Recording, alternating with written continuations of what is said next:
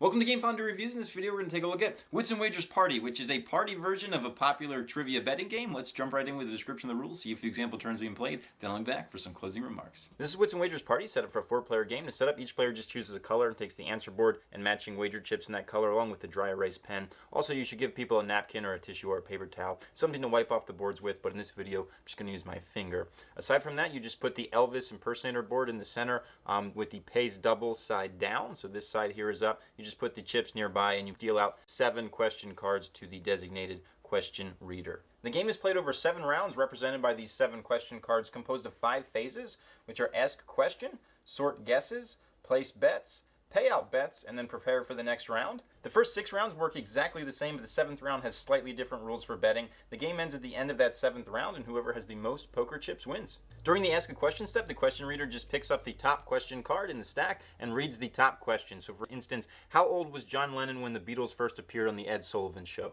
So you read this, all the questions have a numerical answer, and then everybody writes on their personal board what they think the answer is. This player, for instance, might think it's 25. So all the other players have already written, so we move on to the next phase, which is sort the guesses, and the way we do that is 1 is always the lowest, and then we're just going to sort the rest. So we see 19 comes next, and then 25, and then 27, and 30. So we lay them out in numerical order from smallest to biggest. In this example, all the answers are different, but it's possible 2 or more people put the same answer, in which case you just stack those boards like so. Like if both of these said 25, they would look like that. So after the guesses are sorted, we move on to the place bets part of the turn, and players can bet their wager chips that they started the game with on the different boards. So for instance, they can bet up to 2 different places, or they can bet both on one.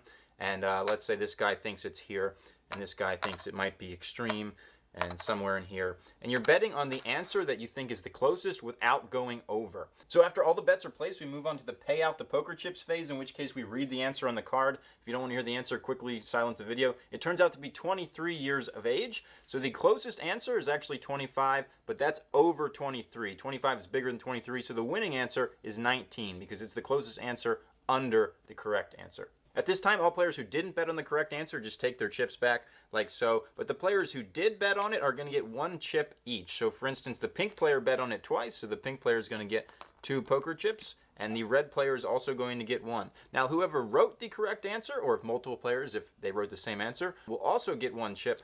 So in this case, the green player also picks up a poker chip there. So now in future rounds, we're just going to toss this card aside. We're going to go in the next one. It goes through 7 rounds, represented by these 7 questions. In the first 6 rounds of the game, you can only bet these wager chips. You can't actually bet the poker chips, but in the 7th round of the game, you can bet your poker chips as well. And whoever has the most poker chips at the end of the game is going to be the winner. Let's get going with this example playthrough. The first thing we're going to do is read the top question and write down our answers. So the question is, in what year did Cracker Jack boxes first contain prizes? So everybody writes down, secretly puts it face down what they think the answer is. This player thinks the answer is 1962. Okay, so everybody's going to reveal their answers with the Elvis impersonator thinking it was the year 1.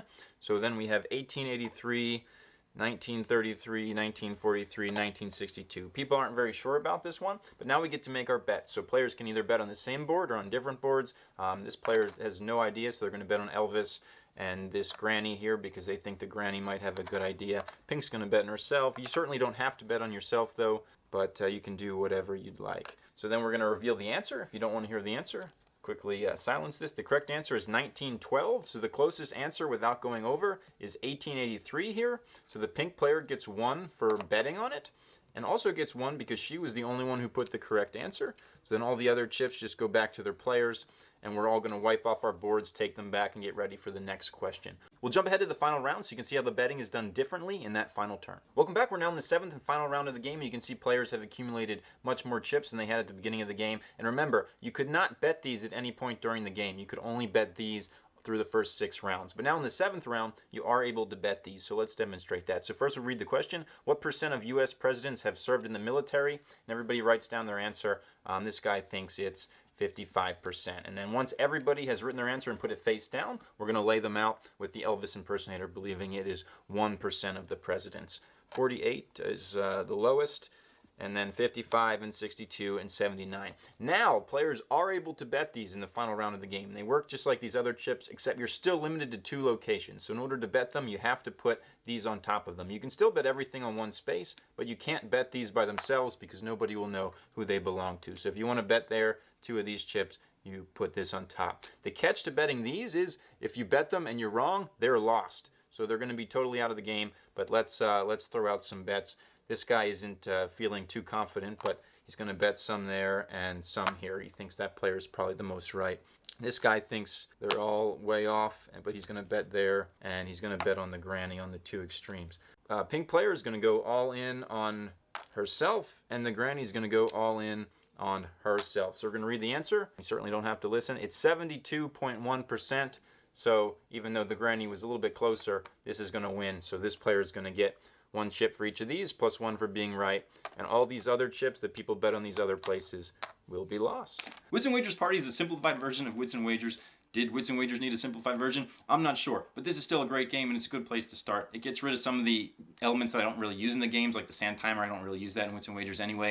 And it makes the betting just very simple, and there's no mat to kind of lay things around, and there's just the Elvis impersonator who's always putting 1. So that's real neat, and you can teach anybody in a matter of moments. It's just so much simpler, I guess, in a sense. So that's definitely a positive, but if you want to start Wits and Wagers, this is definitely a good place to start, and good for party settings, as the name would suggest, because you can get anybody in and out of it in just a moment. If you're worried about player count, it works perfectly great to break into teams. It's a lot of fun. This looked interesting to you. Check it out. It's Wits and Wagers Party.